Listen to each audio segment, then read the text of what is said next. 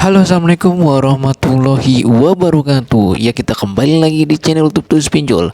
Oke, pada video kali ini adalah video dari part kedua, yaitu DC lapangan dari aku laku menagih utang dengan membawa surat sertifikasi penagihan.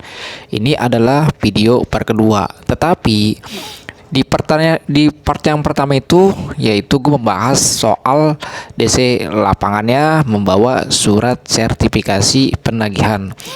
Dan yang kedua adalah di sini di part kedua ini ya membahasnya, topiknya adalah DC lapangan dari aku laku yang membawa surat sertifikasi penagihan. Dia ini ya katanya mau membawa nasabahnya ke kantor polisi. Nah, ini sangat menegangkan sekali, dan juga nanti akan gue tampilkan ya video DC lapangan aku laku menagih utang dengan cara ya begitulah menurut gue ya. Tetapi video tersebut nanti akan gue tampilkan di sebelah kiri ataupun sebelah kanan gua, dan berdurasi itu sekitar 6 menit. Tetapi dalam video itu ada beberapa ya hal-hal yang gua privasiin dengan cara gua memblur videonya. Entah itu gambar ataupun video, itu gua blur untuk menjaga privasi dari kedua belah pihak ya. Jadi nanti kalian bisa lihat sendiri bagaimana cara DC lapangan dari aku laku menagih utang kepada nasabahnya, dan DC-nya sudah memiliki surat sertifikasi penagihan. Oke, sebelum gue memasuki video lebih lanjut, di sini gue minta kepada teman-teman ataupun kepada subscriber, yuk bantu support channel ini dengan cara klik tombol subscribe-nya, dan yang kedua kalian klik tombol like-nya. Dan apabila kalian memiliki seputar pertanyaan dalam dunia pinjaman online, silahkan kalian ketikkan di kolom komentar. Dan bagi teman-teman, apabila video ini sangat bermanfaat dan memiliki informasi ataupun edukasi, silahkan kalian bagikan ke seluruh ya media sosial kalian ataupun teman kalian. Oke, langsung saja kita masuk ke topiknya. Di sini gua sambil ngopi dan ngerokok santai-santai saja.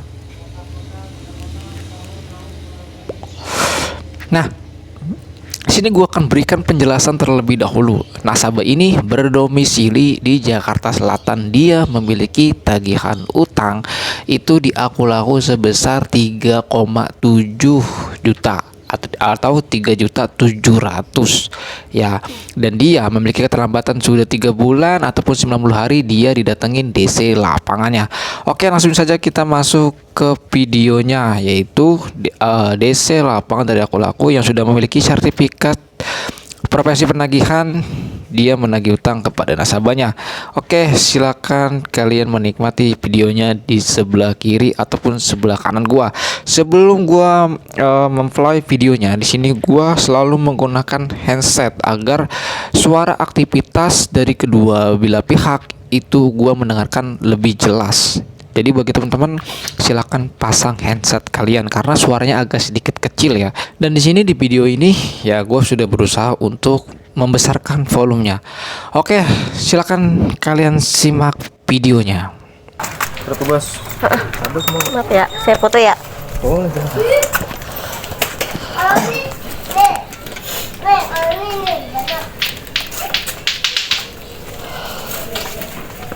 banyak.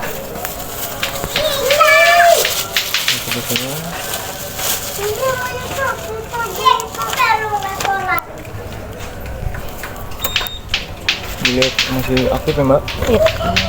11 Januari. Udah. Ini baru yang, maksudnya ini baru kunjungan pertama. Iya, kan udah sering telepon dari kantor ya. Aku nggak di sini. Makanya baru dikirim datanya ke saya dari kantor. Enggak, aku nggak di sini. Aku domisilinya di belakang RT 14. Saya ngikutin soal KTP sama pengiriman barang, Mbak. Hah? Ngikutin KTP sama pengiriman barang di database semua di sini. Biasanya pengiriman barang ke belakang sih, tapi udah ditulis kok domisilinya.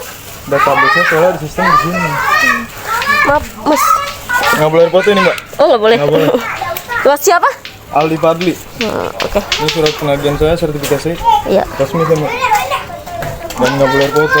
Kalau Mbak mau lihat silakan. Perbagian Bu. Kakak, Laku. Pinjaman tunai sama gaspin bareng Bu. ternyata kalau itu saya bilangin itu saya ituan suami saya Apaan? sama suami saya yang ini biar saya omongin soalnya orang kan lagi kerja. Kan bengkak ini. Ini kan gaspin Mbak. Bulan nggak dibayar, diteleponin nggak pernah diangkat, nomornya nggak diaktif kan semuanya. Aktif kok ini? Satu doang yang aktif. Tadi saya telepon, saya cobain salah satu, saya telepon biasa. Aktif yang ini. Ini nomor lagi nih. Ini nomor Kalau yang nomor itu emang nggak aktif soalnya rusak HP-nya. kita ini yang kita teleponin nomor login Mbak. Kan Mbak daftarin nomor ini. 4 bulan kita kasih waktu. Ini telepon biasa aktif. Iya, emang dia nomor yang mana? Itu Mbak ngapain? Enggak, itu nomor yang mana Mbak yang ngapain, aktif? saya tanya. Ya saya mau biar inilah biar suami saya tahu. Ya, Ini kan bukan urusan saya juga. Kan gini Bu, anaknya punya utang. Kita kasih waktu. Ini Mas nggak usah ke orang lain, nggak usah ngasih tahu ke orang lain kan nasabahnya aja. Ya sekarang Mbak saya tanya. Mau Ini saya bukan di sini. Ya udah nanti aja saya omongin sama suami saya dulu. Nggak bisa nanti 4 bulan kita kasih aja. waktu Mbak. Mbak ini karakter. Mbak jangan seakan-akan korban, Mbak pelaku utama. Ya iya. Kita sih tahu aja semua udah. Punya utang 3 juta, kita kasih waktu udah 4 bulan. Mbak kalau baik-baik saya kasih mediasi, saya bantu Mbak. Kalau Mbak cara begini saya nggak bakal bantu. Kalau Mbak ngotot ke saya datang baik-baik. Assalamualaikum. Ya tapi kan nggak di luar kayak gini kan. Terus Harusnya ngasih tahu nggak kesibukan masuk. nasabahnya. Saya disuruh masuk. Nggak disuruh masuk saya dari tadi. Suruh deh. Belum, Ibu. Suruh masuk anak kita saya tadi. Tunggu ya Mas. Saya dulu tungguin Mas masuk sini. Dari dalam nggak kedengeran gitu. Tidak. Mungkin nggak denger. Saya denger kok. Tidak disuruh masuk. Dia cuma bilang, Mbak Restunya mau sini tunggu ya Mas. Kalau itu misalnya itu ke kontrakan saya aja jangan ke sini lagi. Ya sekarang Saya udah nggak di sini soalnya. Iya saya paham. Sekarang udah ketemu nih. Mediasinya mau seperti apa saya bantu. Kalau Mbak enak. Dia ngomongnya Tapi kalau Mbak bicara seperti ini nggak hargain saya sebagai orang. Ya udah nanti aja kalau Nggak emang bisa kalau bilang nanti Mbak. Mbak ini kita kasih waktu 4 bulan loh. Pinjaman tunai masuk rekening pribadi 1.900.000 semua totalnya semua. oh, apaan sih udah nah diam aja dah. Nggak bisa. Kita harus kasih waktu. suaminya apa ibunya. Semua masuk ke rekening pribadi Mbaknya soalnya Bu. Udah jangan di sini ya, di kontrakan saya aja deh Mas. Ini urusan pribadi saya nggak mau ini nama Jadi, keluarga Mbak mau saya. ngapain videoin terus. Belum ada yang kunjung, berarti baru ini doang, Masnya doang. Maksud, Turun ke yang lain cuman nggak dijalan. maksudnya udah data saya udah turun ke yang lain, cuma yang lain nggak kunjungan. Kok bisa kayak gitu? Yang pegang orang Jakarta Pusat soalnya kejauhan. Oh, kalau ini Masnya Jakarta Selatan. Soalnya ini yang kayak gini-gini kan yang gunain iya nama saya emang, cuman ituannya apa yang gunain kan karena yang kerja suami saya kan udah nggak kerja, sekarang sayanya di rumah. Nah, Mbak kalau mau videoin, masalah tuh Mbak. Saya paling males kalau lagi mau mediasi gini Mbak bener. Terus saya kalau dikasih tahu ke keluarga saya kayak gitu Mas, itu keluarga saya cuma bisa jadi bahan omongan doang. Nah, karena saya sistem doang di situ anak-anak. Ya iya, tapi kan masih tadi tuh kayak gitu tuh, udah gitu yang dikasih omongan kayak gitu nenek-nenek tahu sendiri kan kolotnya kayak apa. Mbak kalau masih mau gini saya nggak bakal bantu nih. Ya udah sekarang apa? Kalau buat sekarang saya nggak bisa dulu pembayaran soalnya kan emang saya nggak ada dananya. Nanti kan kalau itu bisa lewat aplikasi aja kan? Kalau mau ngobrol handphone taruh aja silakan. Ini mau bayar orang. Ini berapa guys? Tuh sih udah masuk mingguan memang. Saya di pasar minggu yang aja sama ini 3.700.000 Pak. Oh gaji berapa aja Pak? Pokoknya jam 3 belum dibayar sama dia langsung aja. Pengiriman tangkap aja Pak. Hah?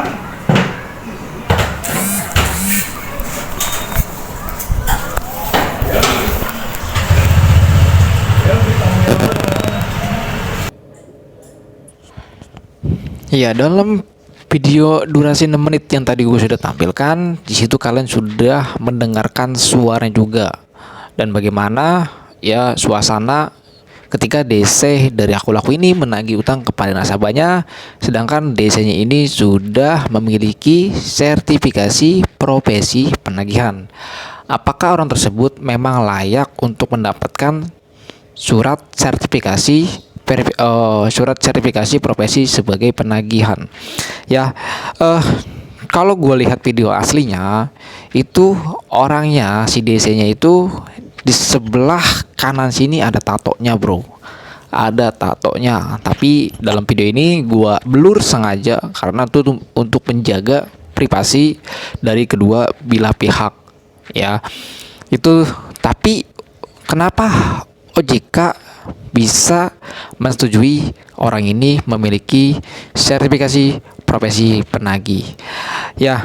Oke, gua akan lanjutkan lagi videonya, yaitu di sini gue juga mendapatkan ya audionya yang dikirim kepada nasabahnya melalui japri admin di grup Telegram Tulus Pinjol, dan nasabahnya ini memberikan sebuah audio dan di mana audio ini, rekaman audio ini perbincangan antara nasabah dengan DC lapangan dari Aku Laku. Kita juga nggak tahu apakah benar ini DC ini yang bertugas dari DC Aku Laku atau bukan ya. Kita juga nggak tahu banget ini persisnya dari mana ya, apakah benar atau tidak. Tapi dalam video ini DC-nya ini adalah pihak ketiga dari Aku Laku, bukan langsung dari Aku Lakunya ya. Nah, dalam video ini nanti akan gue tampilkan juga di sini audionya. Nanti kalian bisa mendengarkan. Tolong dengarkan baik-baik rekaman audio yang dibuat oleh nasabah ini. Oke, gue akan memplay juga videonya. Nanti setelah semuanya gue sudah tampilkan, nanti gue akan berikan edukasinya dan juga memberikan penjelasan juga kepada seluruh penonton dari subscriber ataupun orang-orang yang baru saja menonton video dari channel YouTube Tulus Pinjol. Oke, gua biasa selalu pasang handset sebelum gua memplay audio rekaman yang dibuat oleh nasabah. 1, 2, 3 gua play. Karena tinggi, kalau ketemu ceweknya nanya, mbak, terus tuh jalannya ada udah tinggal gini. Oh nggak tahu saya, tuh saya nggak tahu. Gemuk, tinggi, nggak pakai kacamata. Gemuk nggak? Aduh, Oh, terus kalau nggak tadi mau dia, pakai baju biru doang kan? saya udah bilang dari berapa lama emang udah bilang kalau ada yang nyari kesini, bilang aja udah pindah alamat. Soalnya kan di Bukan, aplikasinya Mbak. saya tulis alamat domisili juga. Gini mbak, kalau saya, iya saya paham. Kalau saya serta-merta minta lunas, kan nggak mungkin dong. Iya. Ya kan? Karena memang ini pembeliannya satu nggak masuk akal. Gestun ini, karena saya sering. Cuman salahnya mbak, Gestun pakai alamat sendiri. Tuh. Emang ya gimana Gestun pakai alamat orang lain sih bang? Bisa mbak. Gestun ya kan ke alamat kita nyampenya namanya pembelian barang. Namanya kan itu kan termasuk pembelian barang. Salah tahu apa ini. Sekarang intinya mbak masih mau ngotot sama saya apa minta bantuan saya, terserah mbaknya. Terus kalau minta bantuan gimana? Terserah. Kalau mbak bicara seperti itu saya masih malas. Kalau saya bilang kalau sekarang belum ada dananya. Tuh gimana? Terserah mbaknya, kalau mbaknya masih mau ngotot terserah. Nah, itu tadi segitu udah bunganya udah nggak berjalan kan? Berjalan gitu. Cuma satu kali doang.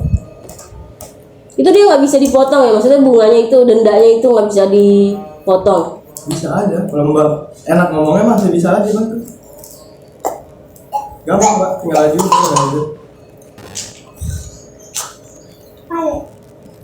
Masalah suami saya belum tahu kalau saya udah didatengin. Nanti kan saya bilangin dulu sama dia. Soalnya kan ini kan cuma urusannya sama dia, karena kan dia yang Terserah mbak.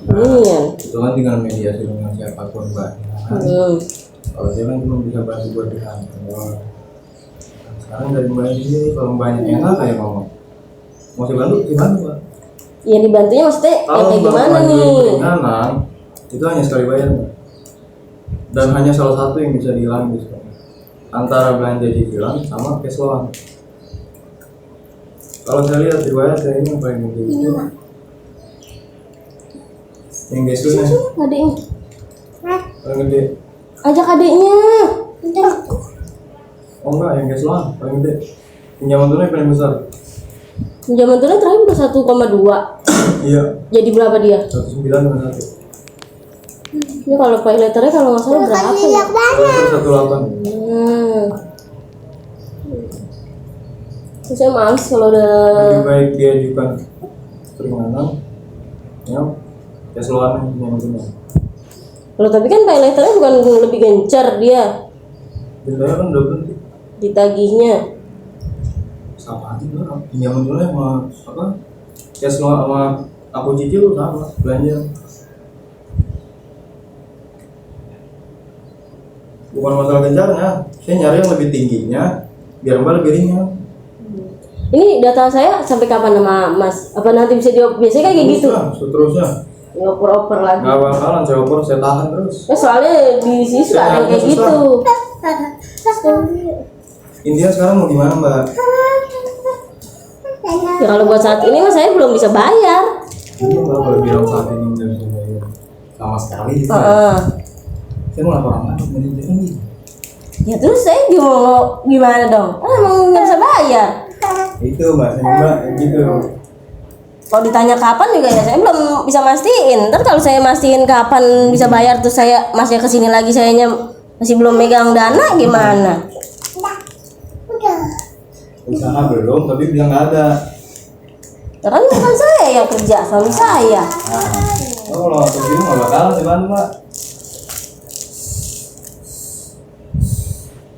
Intinya gimana tuh mbak? Saya dari awal datang nggak diorangin. Sekarang intinya mau gimana? Saya tinggal buat laporan ke atas. Itu aja. Ya udah intinya ya belum bisa bayar kalau buat sekarang. Nggak bisa bayar, gitu aja. Ya udah nggak usah dibayar lah. Nggak usah dibayar, itu sih buat BAP-nya ya. Polsek. Assalamualaikum.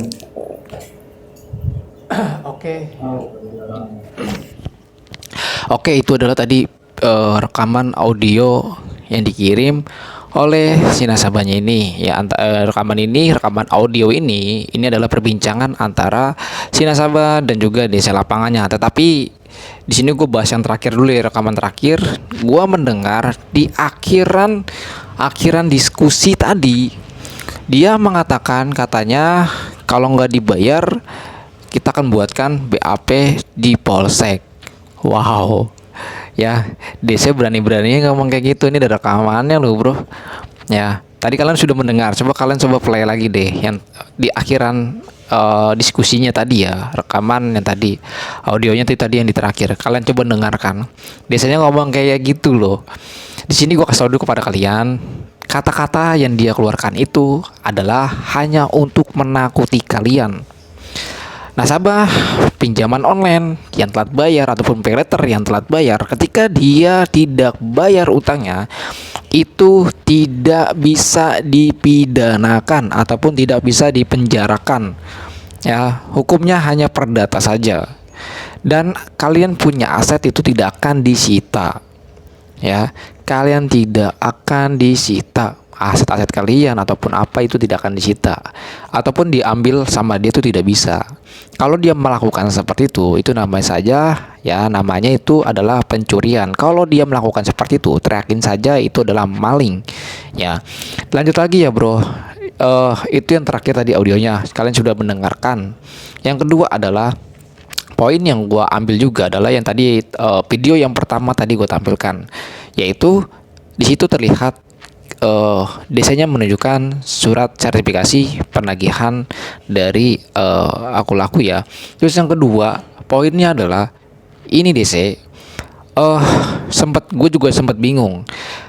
Bingung dalam artian itu dia katanya nggak disuruh masuk, artinya nasabahnya ini katanya nggak sopan. Tetapi dari seorang nenek-nenek yang ada di sebelah kanan dalam video tadi itu mengatakan nenek-nenek tersebut dia memberikan izin masuk dan mengucapkan salam, tapi kata DC-nya itu tidak. Wow, ini sangat saling apa ya, kita nggak tahu ya siapa yang benar, siapa yang salah gitu. Yang ketiga poinnya adalah ini ya kecotnya di depan rumah ataupun di pinggir jalan ya.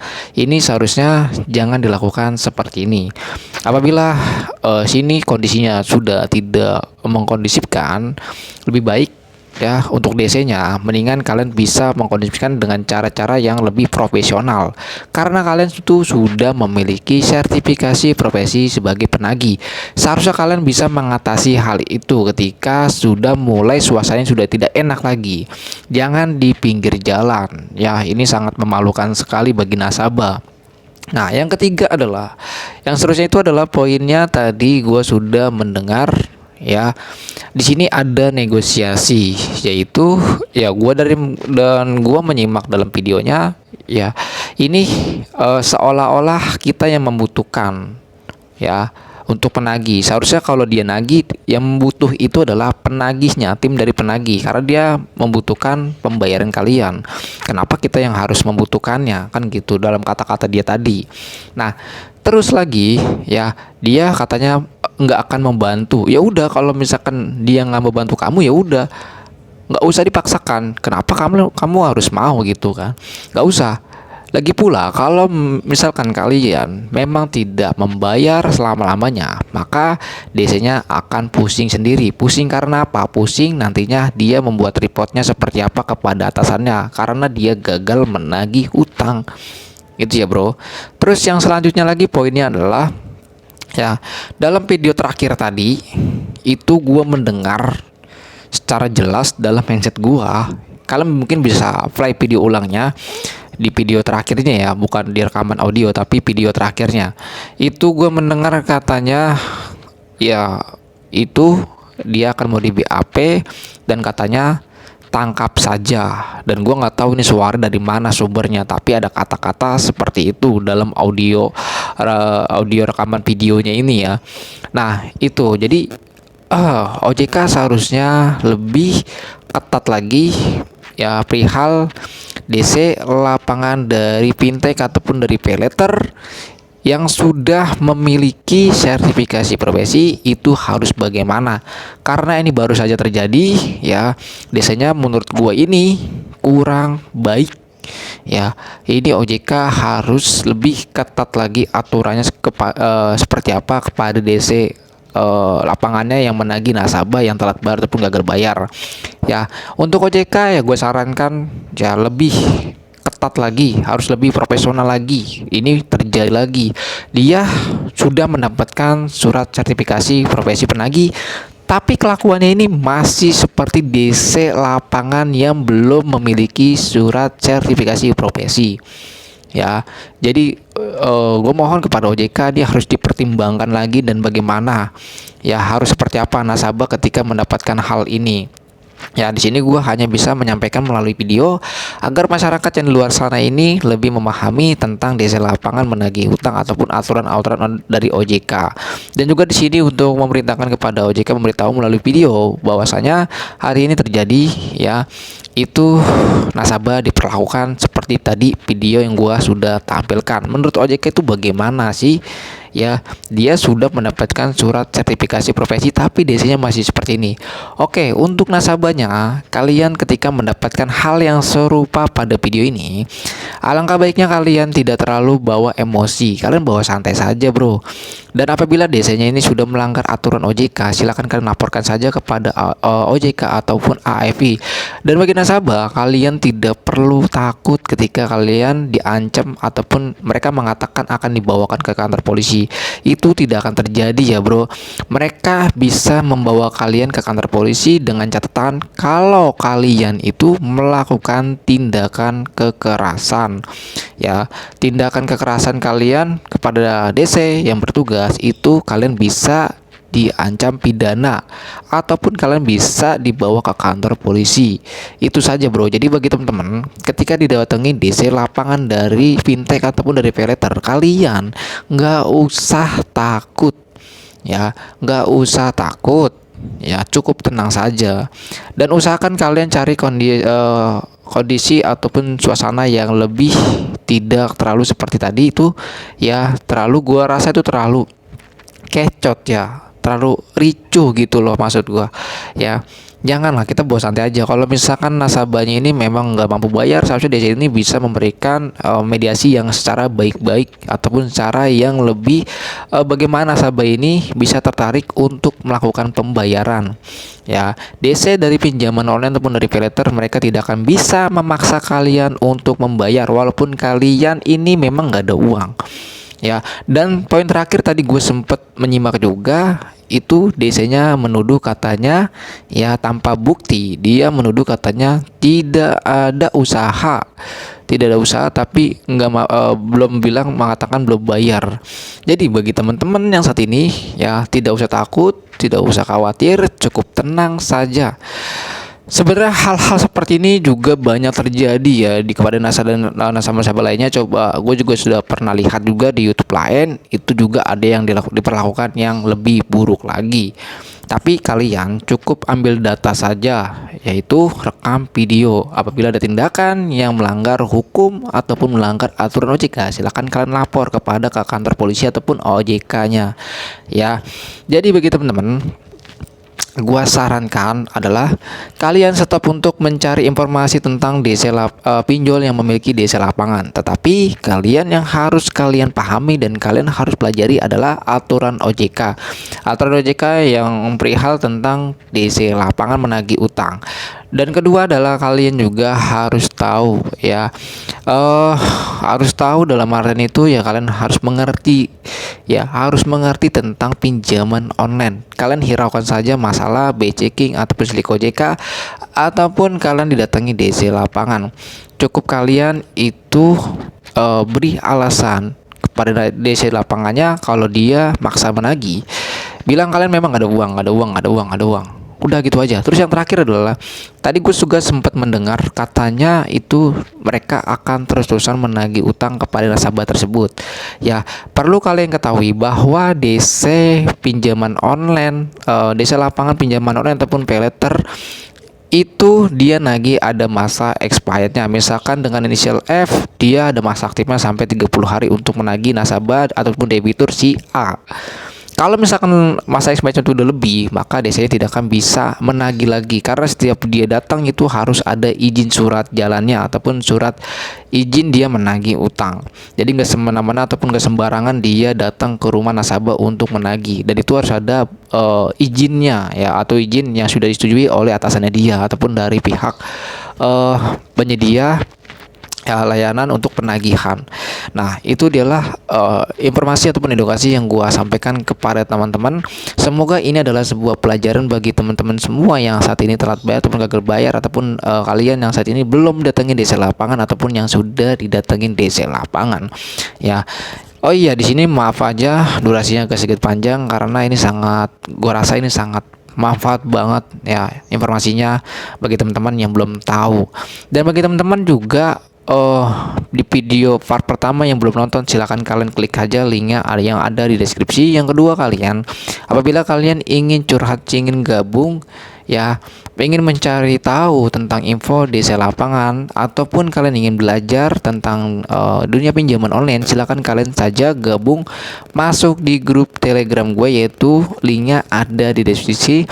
Ataupun kalian juga baca artikel ataupun berita-berita tentang dunia pinjaman online, itu ada di website gua. Untuk link websitenya itu ada di deskripsi. Nah, itu saja yang gue bisa sampaikan. Assalamualaikum warahmatullahi wabarakatuh.